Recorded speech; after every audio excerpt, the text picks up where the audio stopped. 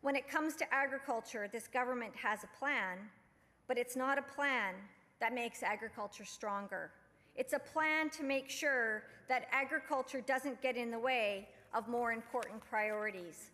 In this budget, we see that the dollars remain about the same on the surface. We've got about $80 million.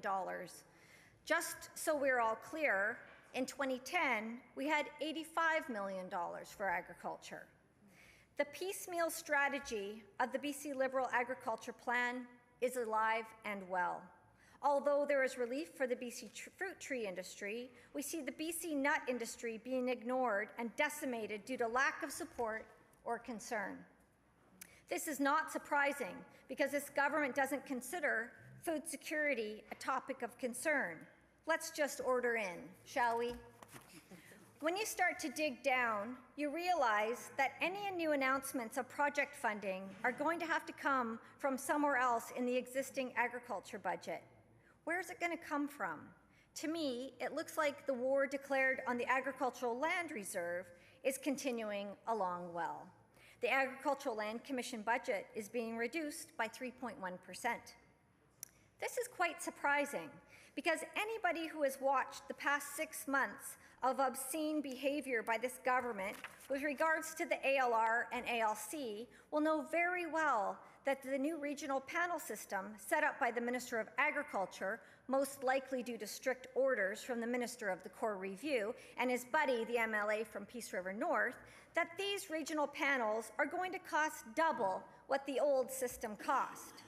Just think about how ironic that is. The Minister of the Core Review did a review on the Agricultural Land Commission, looking for efficiencies, as is the usual mandate of a core review, and came up with a system that's going to cost a heck of a lot more. Now, that's baffling on the surface, but if you put the puzzle pieces together, and it's a pretty basic puzzle, what would make more sense if one wanted to guarantee that agricultural land wasn't such a pain when it came to priorities of this government? What would be better than putting a new system in place, and I quote, is more susceptible to political interference? If you need the inconvenience of agricultural land reserve moved out of the way for the LNG parade, then you better make sure you get control of the panels making the decisions on those exclusions. And there you have it, folks. Mission almost complete. How will the Commission fulfill its mandate now?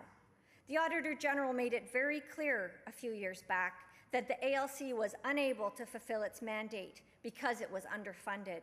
So the solution to this, in the eyes of today's BC Liberals, is to jack up the operating costs of the Commission and whittle down the budget. How tricky. One day, maybe, when we talk about growing the economy in this province, just maybe growing will refer to our agriculture sector, as it should. So there you have it. The 50 shades of reality of the 2015 budget is hardly a reflection of everyday life in BC. Thank you.